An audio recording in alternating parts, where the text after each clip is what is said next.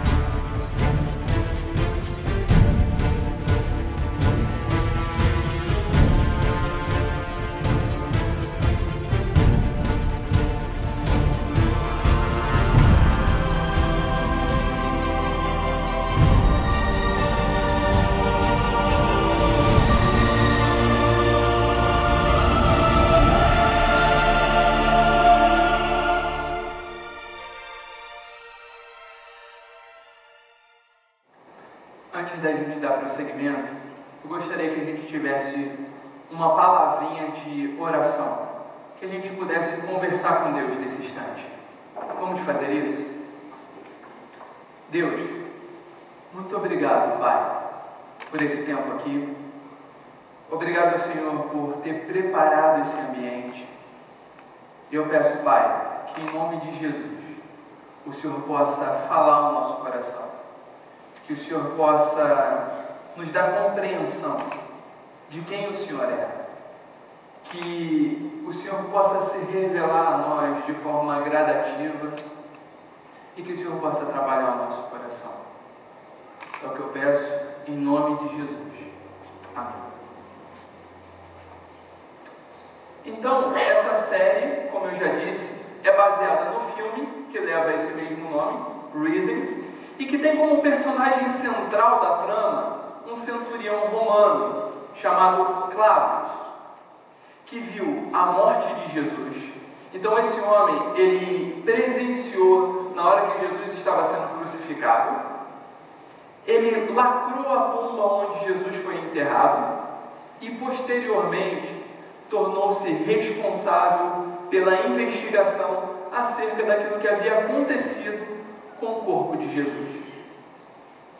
Se o seu ceticismo, a falta de crença desse centurião romano, inicialmente o levou a debochar da história da ressurreição. Mas conforme ele vai conversando com alguns dos discípulos, algumas das testemunhas, e ele vê que essas pessoas permanecem com um testemunho muito parecido, muito lúcido, ele começa a duvidar e ele começa a ter uma crise interior. É isso que o filme retrata. E ao ser questionado num determinado momento acerca da razão da crise que esse homem tem, ele afirma o seguinte: eu tenho medo, pois se eu estiver errado, eu terei consequências eternas.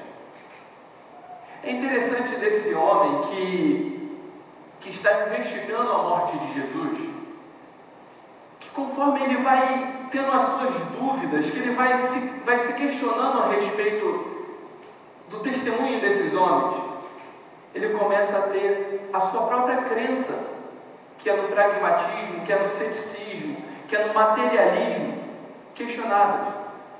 E num determinado momento do filme, ele diz: eu tenho medo, porque se as minhas convicções estiverem erradas, a minha eternidade depende disso. Em outras palavras, a indagação de Clávius reflete uma angústia a respeito do futuro. Como lidar com o desconhecido? O que há depois da morte? E uma terceira pergunta: as escolhas que eu tomo, quais são as consequências? Quais são os reflexos que elas têm no porvir? O Risen, esse filme, ele nos permite observar com a história da ressurreição de Jesus, como que essa história afetou profundamente as convicções desse centurião, a ponto de seu pragmatismo e ceticismo ir aos poucos dando lugar à dúvida.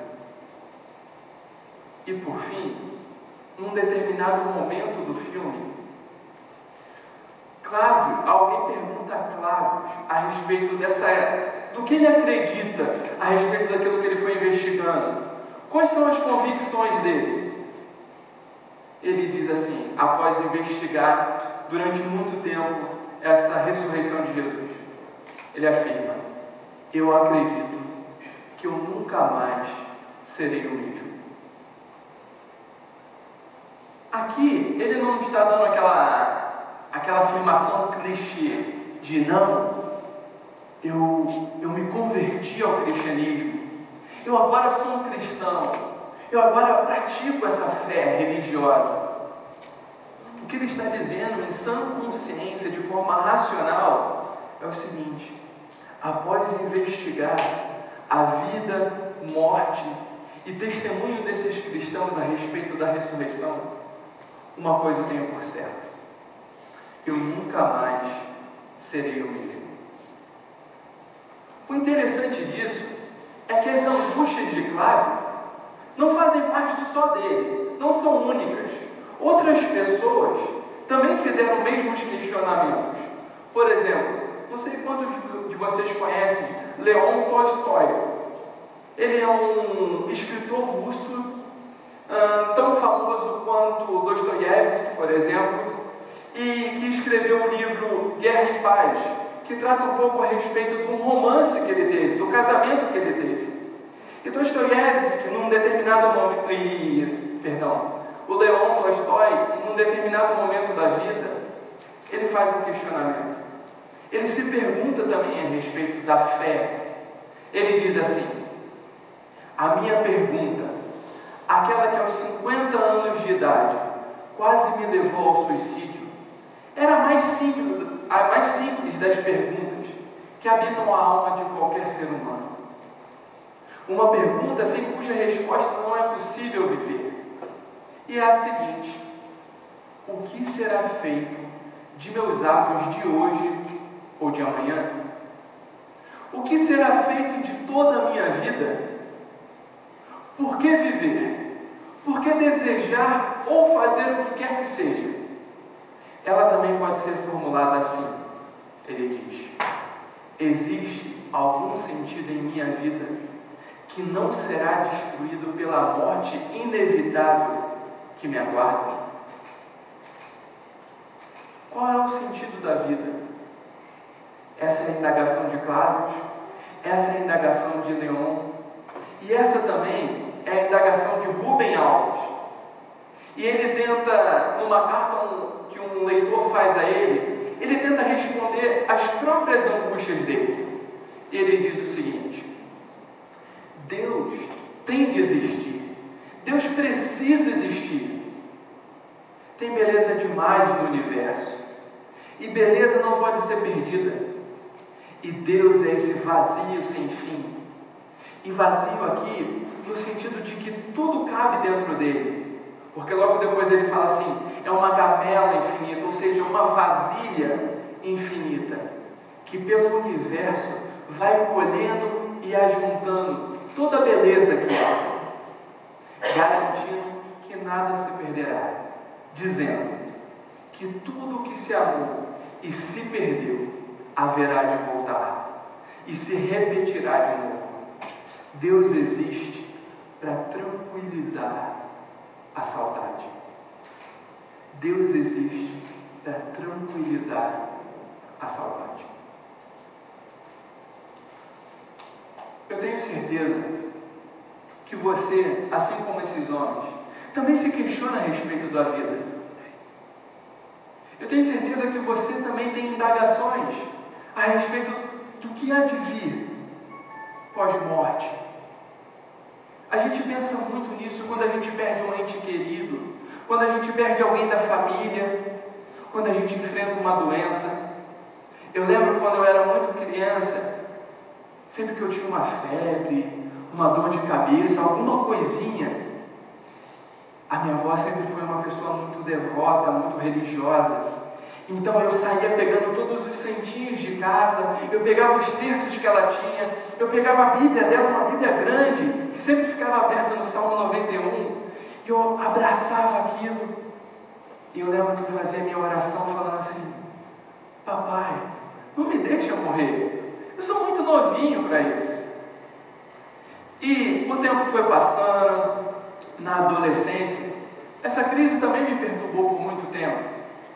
Eu montava questionamentos a respeito do universo, do futuro. Imagina a prepotência de um adolescente, tentando investigar sozinho como que tudo surgiu, ou quem é esse Deus miraculoso, esse Deus eterno. Eu acredito que você, assim como eu, também já teve esses questionamentos, também já se perguntou a respeito dessas coisas. E o interessante aqui é o seguinte: a maneira como nós respondemos a essa pergunta determinará a postura que nós vamos tomar diante das circunstâncias que se apresentam. Por exemplo, tem um teólogo norte-americano chamado Tim Keller, que ele dá algumas palestras para o History Channel, para o Discovery Channel, e num de seus livros ele afirma o seguinte: todo mundo vive e age a partir de uma identidade narrativa, quer ela seja elaborada e objeto de reflexão, quer não. Em outras palavras, o que ele está dizendo é o seguinte: aquilo que nós pensamos a respeito de Deus, a respeito do universo, a respeito do futuro, determinará a maneira como nós agimos, a maneira como nós lidamos com circunstâncias do dia a dia, a maneira como nós lidamos com questões que são essenciais para nós, quer nós saibamos aquilo que acreditamos, quer não, quer a nossa cosmovisão, a nossa visão de mundo seja consciente, quer não. E para a gente poder desenvolver um pouco mais a nossa conversa, eu gostaria de ler com vocês um trecho das Escrituras, um trecho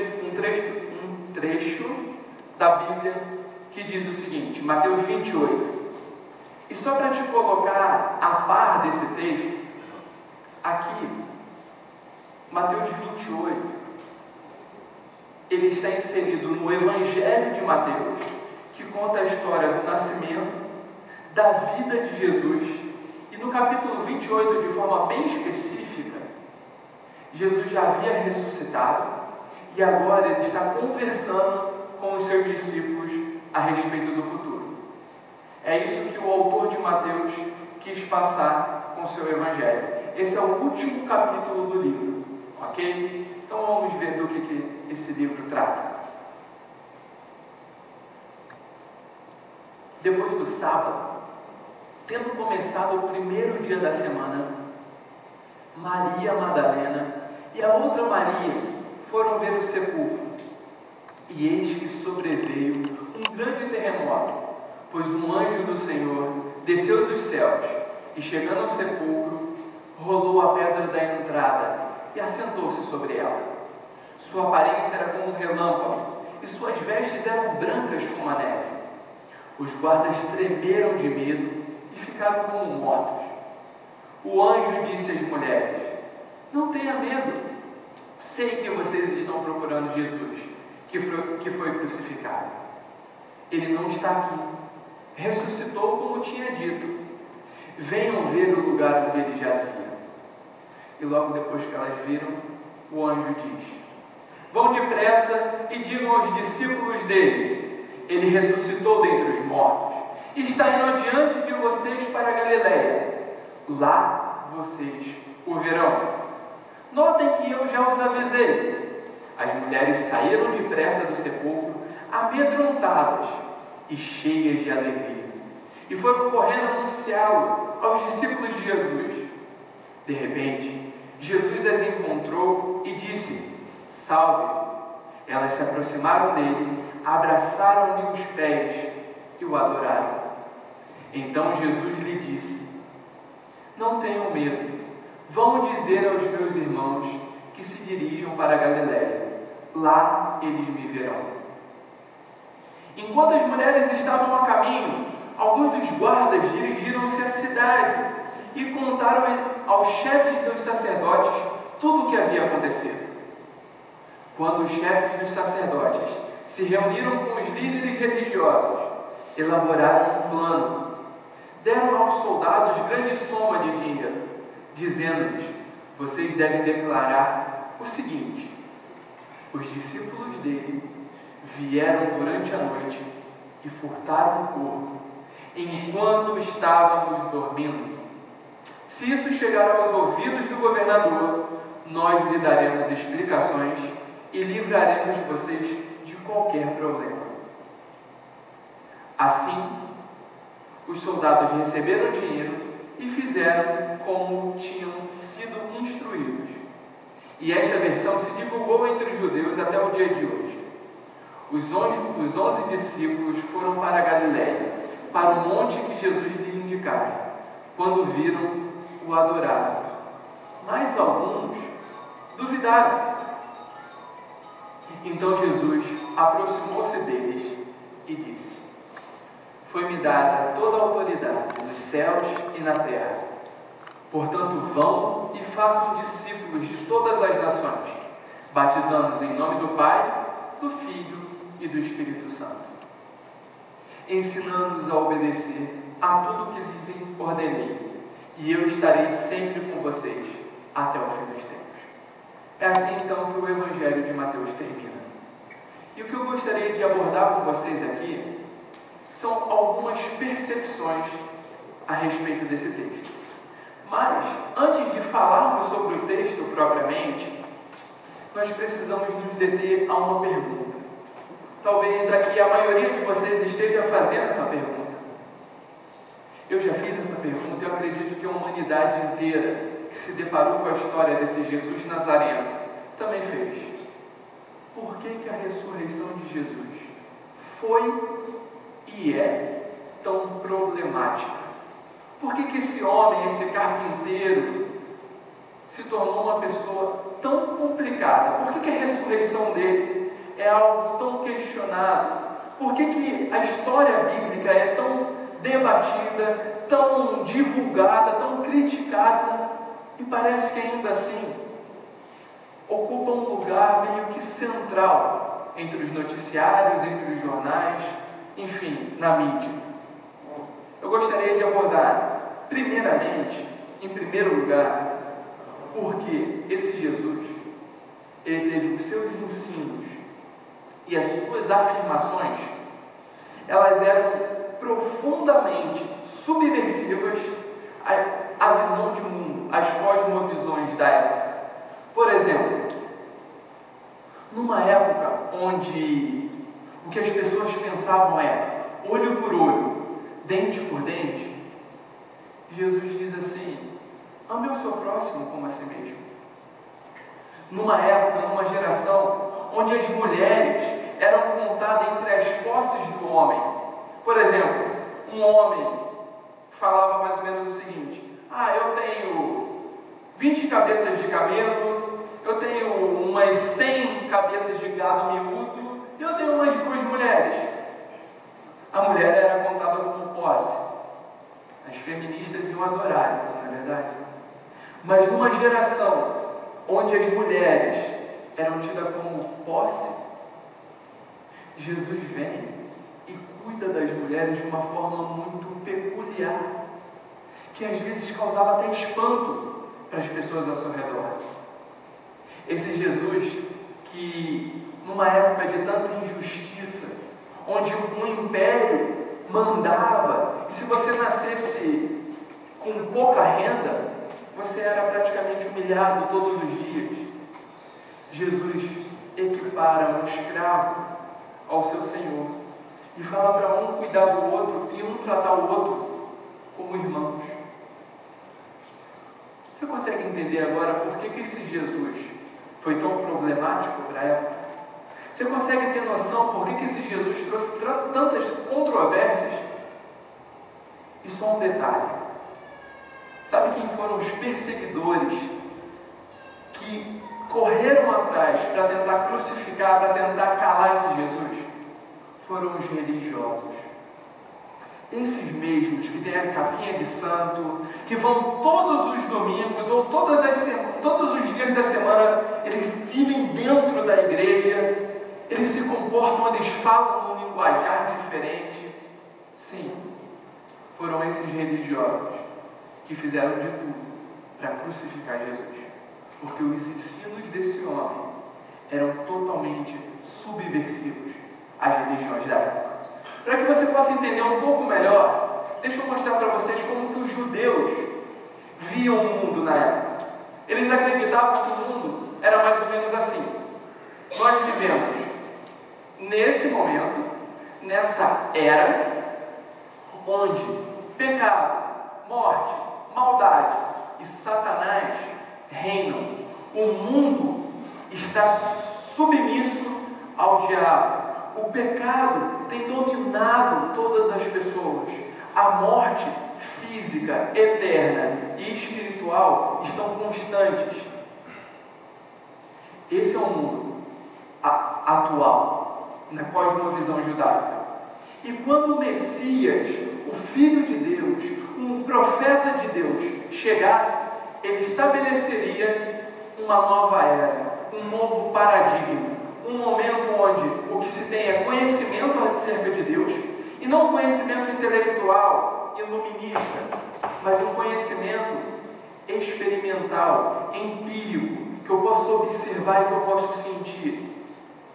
O amor faria parte de forma plena, a alegria seria estabelecida em todos os povos, e Deus executaria juízo, justiça. Só que esse reino, todas as pessoas ressuscitariam de uma só vez. Na cosmovisão judaica, não existe um homem na história ressuscitado e ainda vivermos com tantos desafios, com tantas doenças, com tantas mortes. Como que esse Jesus se diz o Messias, se eu não estou vendo um reino pleno? Se todos nós não ressuscitamos? Então aqui tem um problema com os religiosos, mas também há um problema com a cosmovisão helênica, ou seja, com a visão de mundo dos gregos, dos romanos, porque eles eram discípulos de Sócrates e Platão. Então eles acreditavam que o ser humano era alma e corpo. Só que com a morte, a alma se desvencilhava desse corpo mau, desse corpo finito, desse corpo que se deteriora, e ela se tornaria boa e eterna. Todos os homens, todo o ser humano viveria como almas num paraíso eterno. Então, como que a ressurreição de Jesus pode ser viável? Como que os discípulos podem dizer que ele ressuscitou em corpo? Se o corpo é mau, não é possível que haja ressurreição. O que existe é uma alma que se desvencilha de um corpo e ela vai habitar as regiões celestes. Ou então, se essa alma foi muito perversa, ela vai precisar achar um outro corpo para habitar para um determinado período de tempo para que ela se purifique e aí sim ela vai viver nas regiões celestes.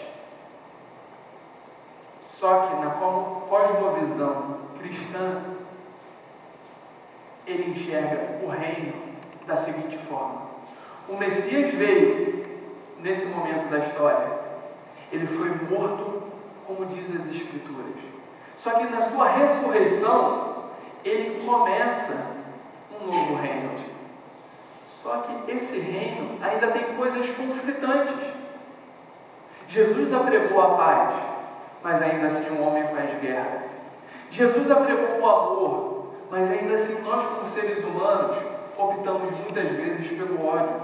Jesus de fato veio curar muitas pessoas, mas por causa da deteriorização da nossa saúde, por causa da morte que habita o ser humano, essas coisas ainda entram em choque. Por isso que uma expressão utilizada pelos teólogos é que o reino já chegou, mas ainda não chegou plenamente. O reino existe, mas ainda ele vai ser plenificado nesse momento, quando Jesus retornar dos céus. E aí sim, esse reino será totalmente planificado. Entendem então um pouco o porquê desse conflito da época? Mas agora eu quero trazer para mim e para você um segundo problema da ressurreição de Jesus. É o seguinte: segundo, porque se a ressurreição de fato aconteceu, isso muda totalmente a nossa vida. Se Jesus ressuscitou dos mortos, Ele é realmente quem diz ser, e as suas palavras são reais. Se Jesus de fato ressuscitou dos mortos, nós precisamos dar valor às suas palavras. Se Jesus de fato ressuscitou dos mortos, por mais que algumas coisas a gente não concorde, a gente precisa olhar e falar assim: esse homem tem credibilidade. Eu preciso tentar pelo menos entender o que ele está dizendo. Para ilustrar um pouco mais isso, eu quero mostrar para vocês um vídeo.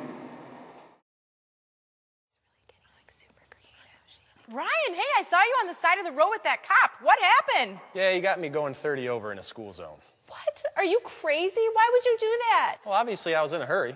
You must have got a huge ticket. Oh, no, because I had one of these. What is that? Well, this is my God in a box. I opened up the lid, and God took care of all my problems.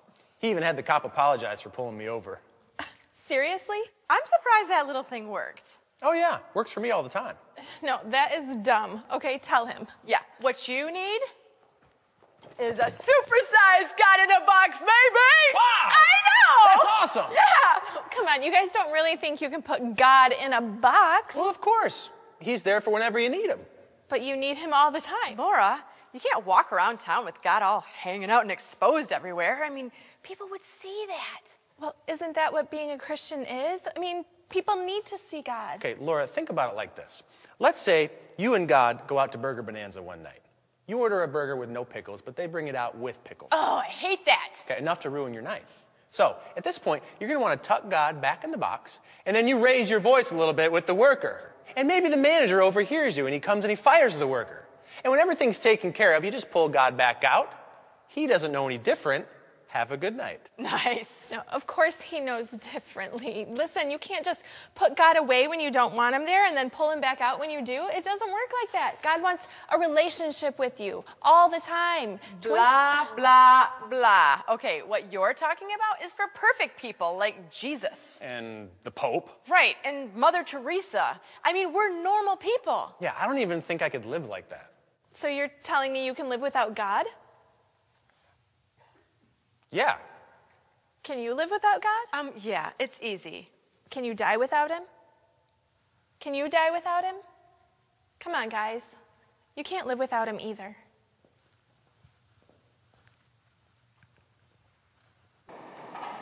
É interessante o que esse vídeo relata, é porque seria muito bom para nós, vamos falar a verdade aqui, se a gente pudesse manipular Deus.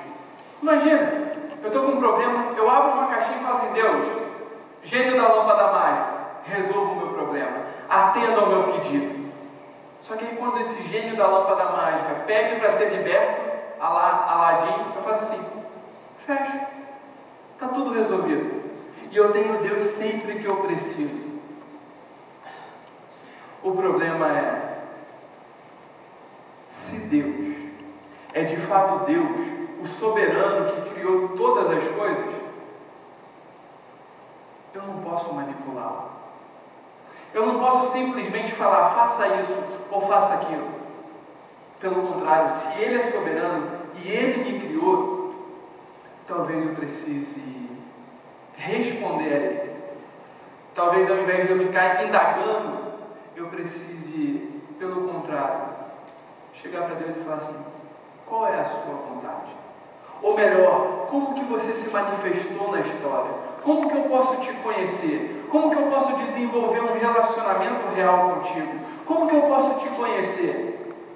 Eu gosto muito de uma ilustração que o C.S. Lewis ele faz, que quando o astronauta russo chegou na Lua, como eles afirmam ter chegado, quando ele volta ele fala assim, eu fui à Lua, mas eu não encontrei Deus. E aí o C.S. Lewis responde a esse astronauta falando o seguinte, o que você está tentando fazer seria a mesma coisa que Hamlet subisse aos céus e falasse assim, não encontrei Shakespeare. E aí C.S. Lewis responde, Hamlet só poderia conhecer Shakespeare se Shakespeare se revelasse a Hamlet. Se Shakespeare mostrasse na história quem ele é. Se ele se fizesse presente na história. Se ele se fizesse visível na história. Se ele conversasse com Hamlet. Se ele desse sinais de quem ele é para Hamlet. Parece que um certo homem fez isso. Parece que um certo homem mostrou quem Deus é. Jesus, o Nazareno. As suas palavras, os seus ensinamentos foram tão profundos para a época que a história é dividida entre antes desse homem e depois desse homem.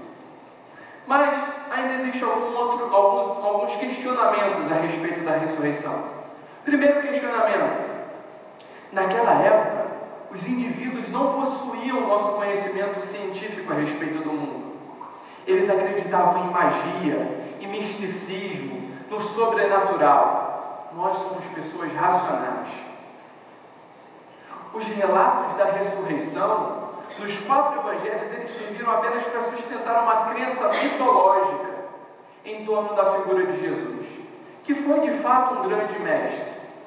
E as pessoas que acreditam nisso, eles desenvolveram uma série de teorias a respeito do Jesus histórico.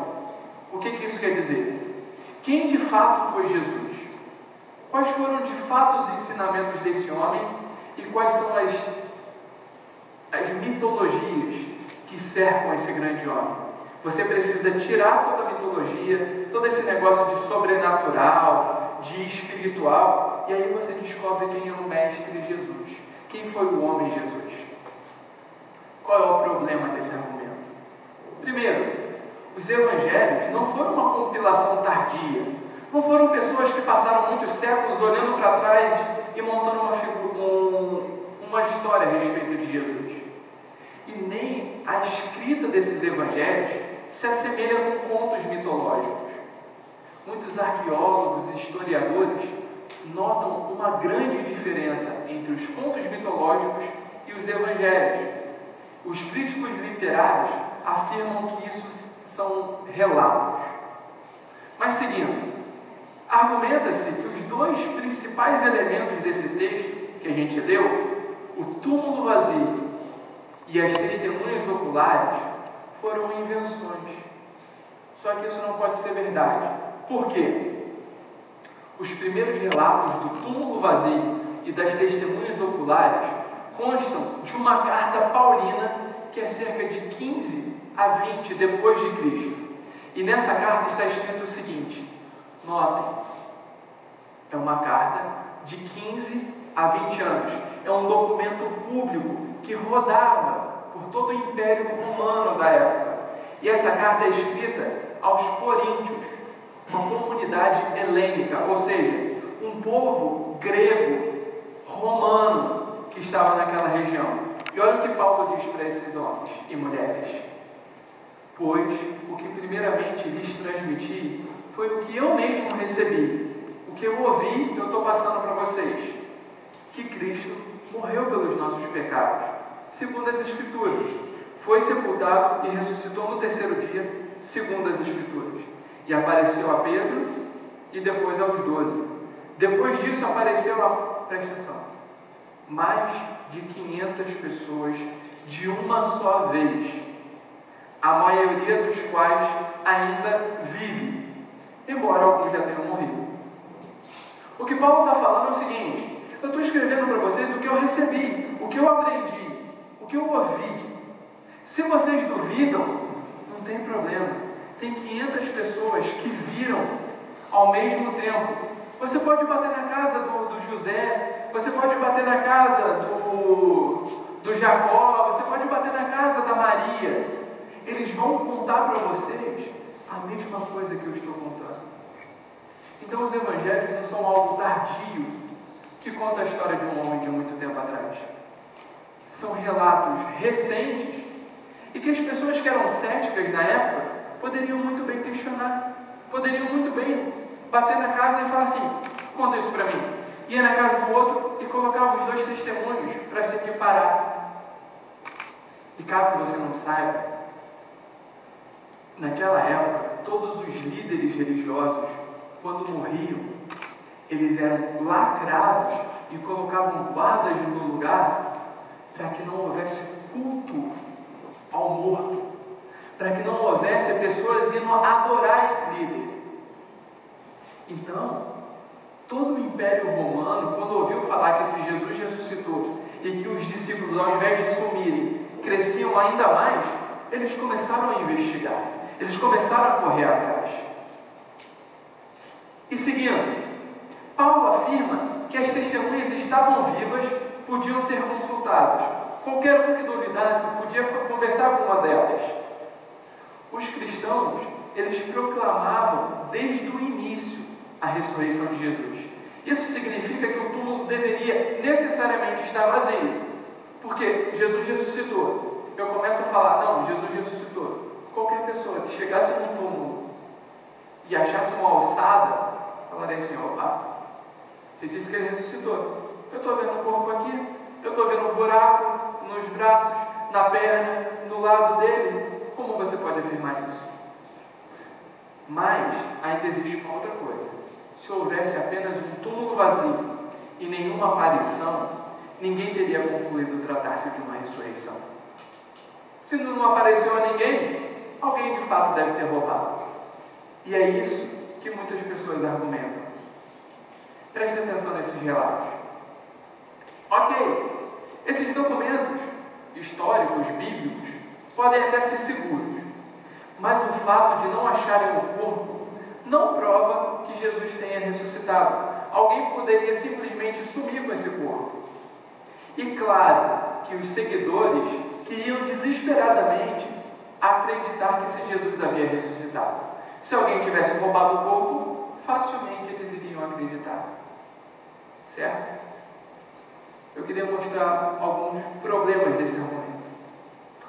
No primeiro século, houveram vários movimentos. Só para vocês terem noção, em cerca de 100 anos, apareceram diversas pessoas que se diziam ser Messias, que se diziam ser o Filho de Deus. O Filho de Deus não, mas que se diziam ser um ungido de Deus, uma pessoa escolhida por Deus. E esses supostos Messias, eles foram executados, todos eles. E no entanto, eu quero fazer aqui uma citação de um bispo anglicano chamado N.T. Wright. Ele diz o seguinte: em nenhum caso sequer se levanta a hipótese de seguidores decepcionados afirmarem que o seu herói havia ressuscitado dos mortos. De nenhum desses líderes, ninguém havia afirmado que alguém ressuscitou. Eles não eram tolos. A ressurreição não era um acontecimento para indivíduos. Os revolucionários judeus, cujo líder fosse executado pelas autoridades e quer conseguisse escapar da prisão, eles tinham duas opções: ou desistir da revolução ou encontrar um novo líder. Afirmar que o líder original tinha voltado à vida, simplesmente voltado à vida, não constituía nenhuma opção, a menos, é claro, que isso fosse verdade. Ou seja, ninguém queria colocar o pescoço na risca por uma mentira. Eu queria que vocês prestassem atenção nisso. Por que os discípulos de Jesus, eles chegariam a uma conclusão de que a crucificação não havia sido uma derrota? Pensa, o seu líder religioso morre e você fala que isso é uma vitória. Por que eles iriam falar isso? Falar que é um triunfo, é uma vitória, a menos que esse morto houvesse ressuscitado. Eu não sei se vocês já repararam, mas em todas as ideologias, todas as filosofias e todas as religiões, nenhuma delas trata de maneira tão exaustiva a morte de seu líder.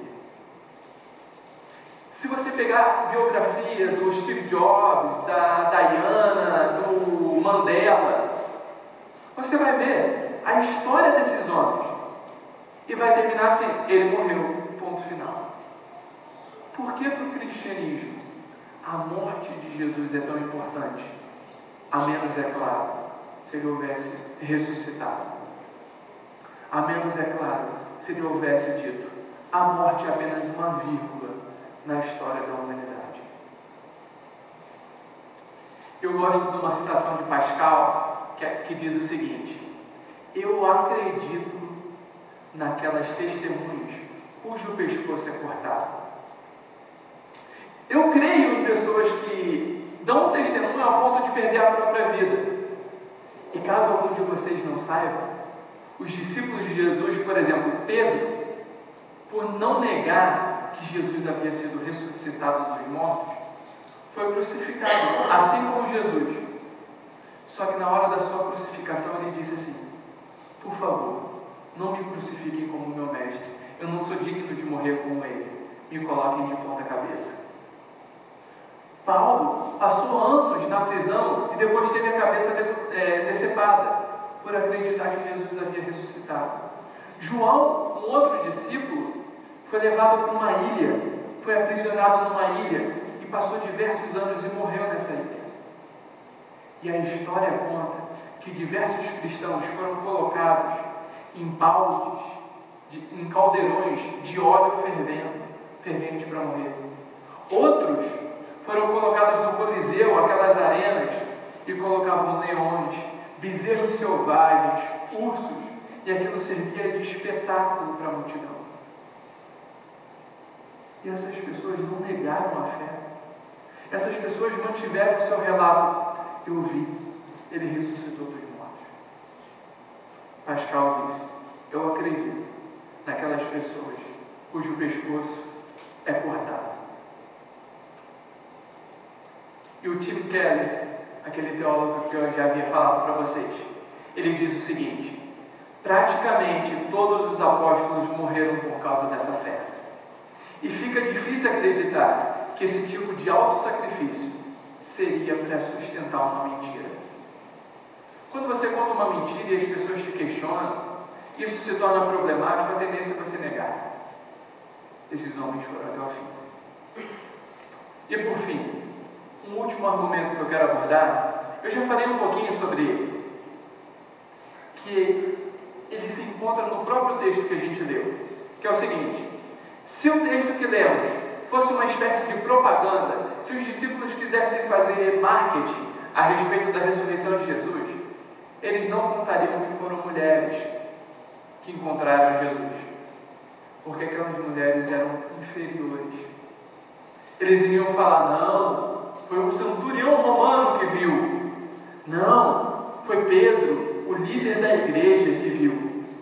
Mas pelo contrário, eles afirmam: duas mulheres, pessoas sem credibilidade. E a igreja, na época, não iria ganhar nenhuma vantagem ao afirmar que essas primeiras testemunhas eram pessoas sem credibilidade, a não ser, é claro, mais uma vez, isso fosse verdade.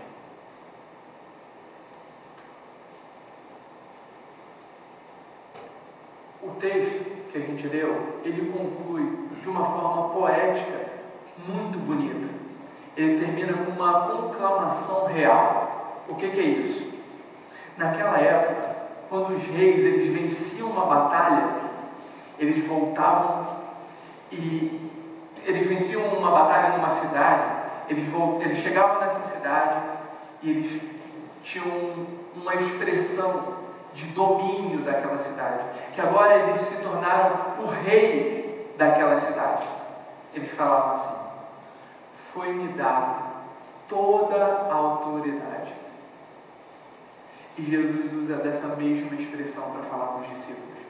Ele fala: eu venci dos mortos, eu venci a morte, eu ressuscitei dos mortos, e agora foi-me dada toda a autoridade nos céus e na terra. Portanto, divulguem esse relato. Portanto, compartilhem que o novo rei reina. Compartilhem que há esperança para as pessoas que estão perdidas. Compartilhem que existe esperança, que a morte não tem a última palavra sobre a vida. Eu quero terminar com algumas implicações dessa ressurreição. Primeira delas, se Jesus ressuscitou dos mortos, Ele é quem Ele diz ser, o próprio Deus que se tornou homem por amor da humanidade perdida. Se Jesus de fato, se esses 4 evangelhos contam de fato a história de um Jesus que ressuscitou, existe esperança para mim e para você.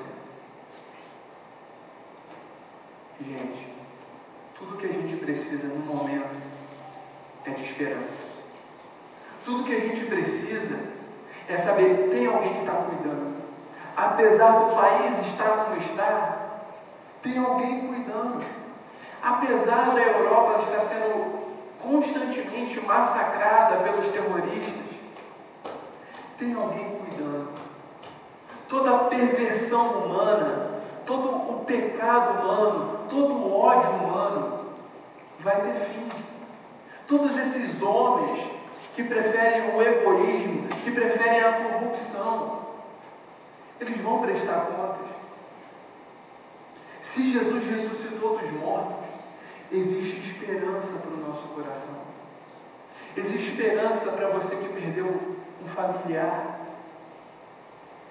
Existe esperança para você que tem se decepcionado com a vida, que tem entrado numa série de crises, numa série de dilemas. Existe esperança para você. Existe esperança para mim.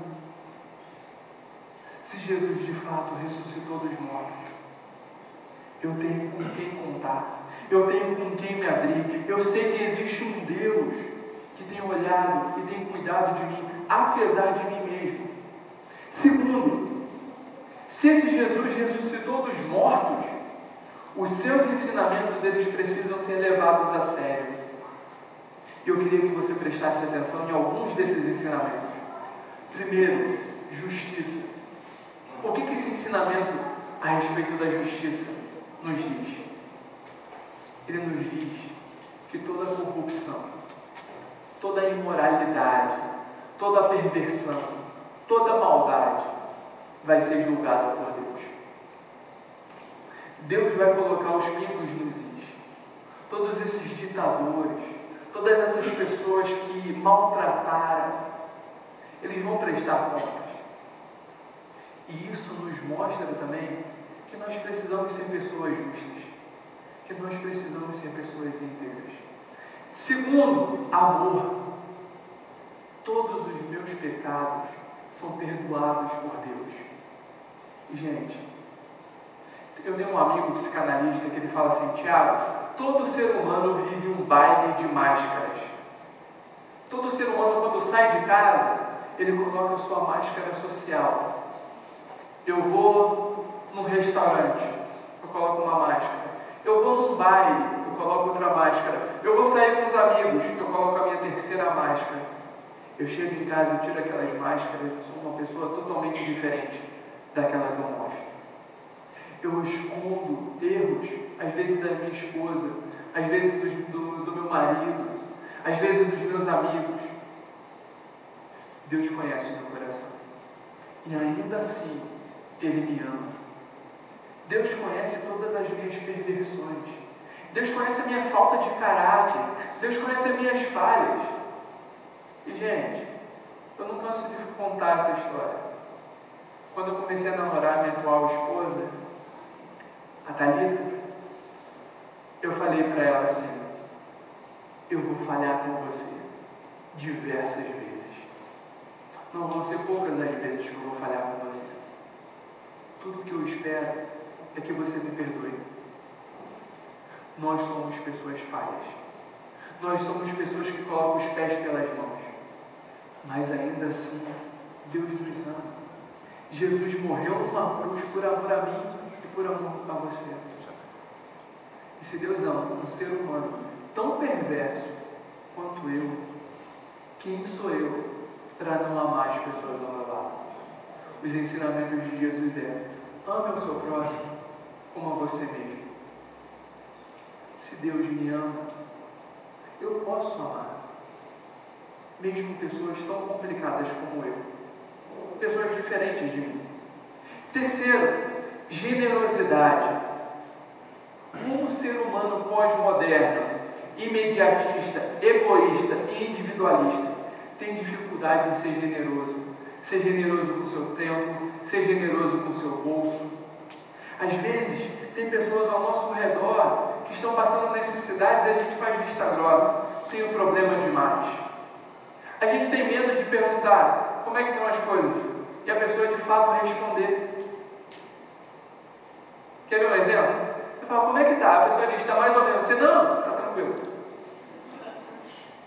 Porque vai que a pessoa começa a contar a história da vida dela. Vai que a pessoa resolve bater um papo e falar das lamúrias. Deus me livre.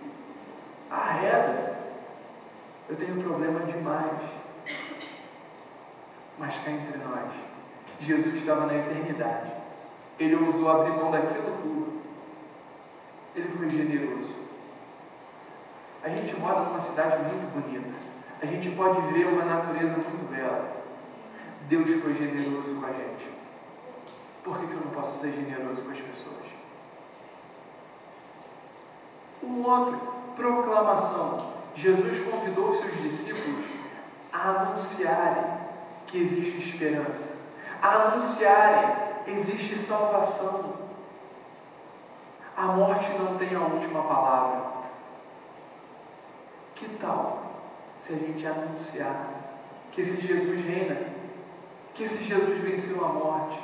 Que tal se as nossas palavras forem de anunciação que esse Jesus vem, que esse Jesus vem, que esse Jesus tem cuidado da história?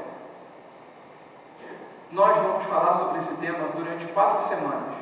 Na última semana, a gente vai cantar uma música do Alceu Valença, que é a Anunciação. Ele termina a música falando assim: eu te anuncio nos sinos da catedrais. Que tal se a gente anunciar que esse Deus reina? E o terceiro, o último aqui, é arrependimento. Se nós somos pessoas tão erradas, se nós somos pessoas tão complicadas, talvez a gente devesse conversar com Deus e pedir perdão pelas nossas atitudes, e pedir perdão pelos nossos comportamentos, pela maneira como a gente trata a nossa esposa, pela maneira como a gente trata o nosso marido, pela maneira como a gente lida de forma negligente com o nosso trabalho, com as pessoas ao nosso redor. Eu gostaria de colocar um vídeo para vocês que mostra um pouquinho como que a gente tem dificuldade em lidar com as nossas atitudes.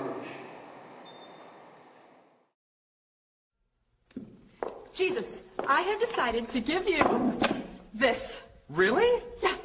You know whoever sits here makes all the decisions, right? I know, and I'm always making decisions, but you make the perfect decisions. So you just sit right down and start making them. Wow, I'm honored. I mean, this feels great. Kathleen, guess what? I just got my new credit card. It's time to go shopping. Oh, really? I thought your husband and you were going to pay off debt. Oh, yeah. I mean, money's kind of tight, but I figured he doesn't have to know about it. So do you want to go with me? No. No? Why? What I mean is, I don't know. So let me check my schedule, and then I'll get back to you. Okay, yeah, give me a call. Okay. Kat, what's going on? What do you mean? Well, I'm kind of one cheeking it here. Look, I just want to make sure we're on the same page. You wanted me to sit here, right? Well, of course. And whoever sits here makes all the decisions? Right. So what's the problem? There's not a problem. I don't know what I was thinking. Really, please, here, sit down. As long as you're sure. I'm sure. Okay, so let's start over. Okay. All right. Kat, I noticed that you've been losing your temper a lot lately. Right. So- Okay, Jesus, you know what? I know what you're going to say, but, see, You do? you don't know the whole situation, you know? Oh, well, all I'm saying is that your attitude is a decision. Yes, of course, but I have a lot going on right now. Well, I know you're under a lot of pressure. Pressure, Jesus, you don't understand pressure, okay? This isn't working, Kat. What? We can't both sit on the seat. It's either me or it's you. Okay, I know. You know, I didn't think it was going to be this hard, but here, just take it. No, I'm not going to take it. You have to give it to me. Okay, here. Kathleen, make a choice. I can't. You just did.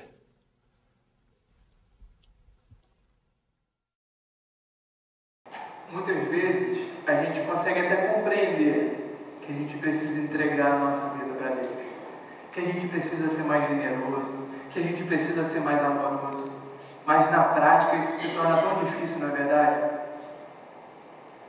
Graças a Deus Jesus morreu por nós, porque Ele nos dá constantemente a oportunidade para um recomeço.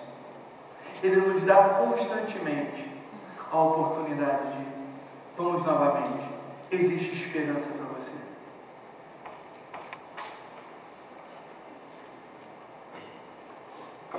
A terceira. Se Jesus ressuscitou dos mortos, Ele é de fato o Senhor sobre todas as coisas. E as suas palavras de que um dia toda dor será eliminada é real. Eu vou falar de forma mais aprofundada sobre isso na nossa quarta mensagem.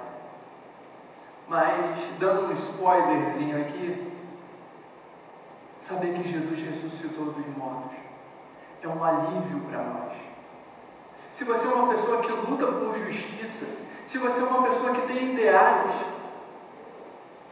saber que um dia o seu esforço e o seu sacrifício não vai ser em vão, que toda justiça será executada, que toda dor será aniquilada, é uma esperança para a nossa alma.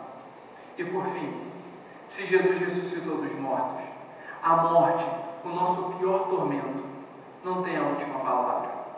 Deus um dia nos ressuscitará para vivermos com Ele. E antes da minha conclusão, mais uma palavra desse bispo anglicano. Ele diz o seguinte: When-It Wright, a mensagem da ressurreição é: este mundo importa. Apesar, só fazendo um parênteses aqui, de muitas igrejas por aí só se preocuparem com o mundo por vir, a mensagem do Evangelho é: esse mundo importa. Por quê? As injustiças e dores do mundo atual, elas devem ser agora abordadas com a notícia de que a cura, a justiça e o amor venceram. Se Jesus Cristo realmente ressurgiu dos mortos, o cristianismo se torna uma boa notícia ou uma boa nova para o mundo inteiro. Uma boa notícia que aquece o nosso coração. A Páscoa, que a gente celebra hoje, significa que em um mundo onde a injustiça, a violência e a degradação são endêmicas, Deus não está disposto a tolerar tais coisas. E que trabalharemos e planejaremos com toda a energia de Deus para implantar a vitória de Jesus Cristo sobre isso tudo. A conclusão que eu quero deixar para vocês é: Primeiro, se você tem dificuldade em acreditar em tudo que foi dito, eu te entendo. Eu sei como isso é difícil. Jesus em nenhum momento ele impôs os seus princípios. Em nenhum momento ele impôs os seus ensinamentos. Jesus entende a nossa dificuldade. No texto que a gente leu, os discípulos que caminharam com ele durante 3 anos olham para a ressurreição e o texto diz assim: alguns duvidaram. Tomé, que é conhecido como discípulo incrédulo, ele falou: se eu não tocar, eu não vou ver, eu não vou acreditar. Deus sabe da nossa limitação. Se você é um desses, peça a Deus para trabalhar no seu coração e te mostrar os sinais da sua existência. Segundo, se você deseja e luta por um mundo melhor, a única esperança para o seu coração é a restauração dos céus e da terra, que será feita por Jesus. Qual é a esperança para as pessoas que têm combatido a corrupção? Quais são as esperanças para nós que estamos fazendo passeata, que estamos levantando bandeira, que estamos falando sobre isso, sobre aquilo? Se não houver um reino de justiça, se não houver eternidade, se não houver Deus, um conselho de amigo: vai fazer churrasco a sua vida inteira. Para de se preocupar com o país. Se você não crê que um dia Deus vai executar a justiça, que toda a maldade vai ser aniquilada de uma vez por todas, vai fazer qualquer coisa da sua vida, vai fazer um turnê pela Europa, vai passear nos Estados Unidos, fazer compra nos outlets, vai viver a vida, esquece os problemas.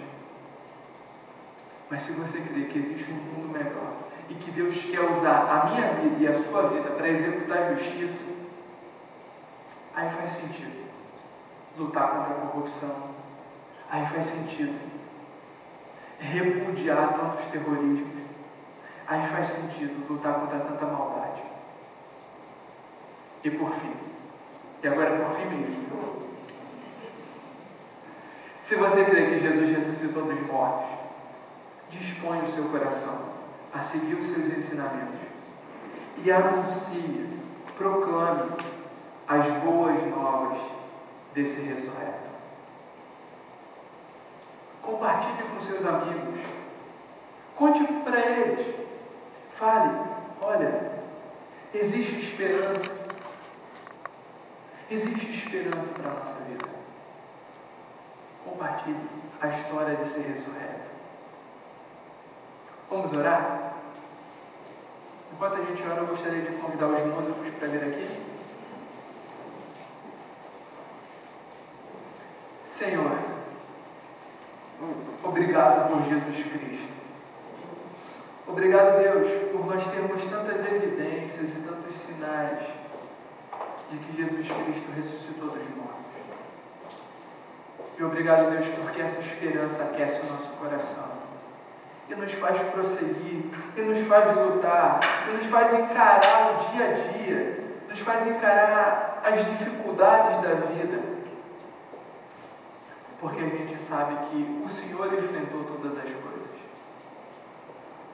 O Senhor certa vez nos disse que no mundo a gente vai ter aflições, no mundo a gente vai ter lutas, mas que a gente podia ter bom ânimo, porque o Senhor venceu o mundo. Deus, que a esperança da ressurreição nos console e nos impulsione a proclamar a justiça e a proclamar as boas notícias de que esse Deus se fez homem, habitou na terra para perdoar os nossos pecados e para nos reconectar com o Senhor mesmo. Obrigado, Senhor, porque o Senhor não desistiu de nós, apesar de muitas pessoas já terem desistido. Em nome de Jesus. Amém. Muito obrigado a todos vocês que vieram aqui, que disponibilizaram do seu tempo, disponibilizaram da sua paciência para me ouvir, ficar todo esse tempo aqui. Domingo que vem, a gente continua. Nós vamos falar não mais sobre uma manhã, mas agora sobre um efeito. O que a ressurreição de Jesus desencadeou na história. Depois nós vamos falar no próximo domingo sobre uma reação. Como o Império Romano reagiu a essa igreja nascente. E por fim, nós vamos falar sobre uma esperança, que, como eu já disse, é quando Cristo voltará e a gente viverá com Ele. Quero agradecer também, tem um monte de agradecimento aqui, porque hoje é o nosso primeiro dia. Então, só um minutinho.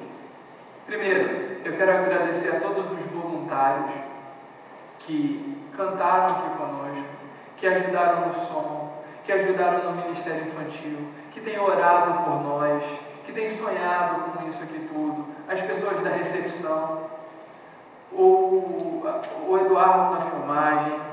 Obrigado, Eduardo. Obrigado a todos vocês. Quero agradecer também a Geisa e o Felipe, que há 2 anos atrás sonharam com isso aqui, e hoje a gente começou aquilo que eles já estavam sonhando há 2 anos atrás.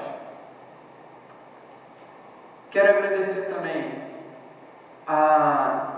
os nossos parceiros. Nós temos pessoas por trás disso que têm disponibilizado recursos e mentoria para que esse projeto aconteça. Por exemplo, nós temos 3 igrejas nacionais, uma igreja em Campinas, uma igreja em Sorocaba e uma igreja em São Paulo, que tem depositado dinheiro para que a gente conseguisse alugar esse espaço, preparar esse ambiente.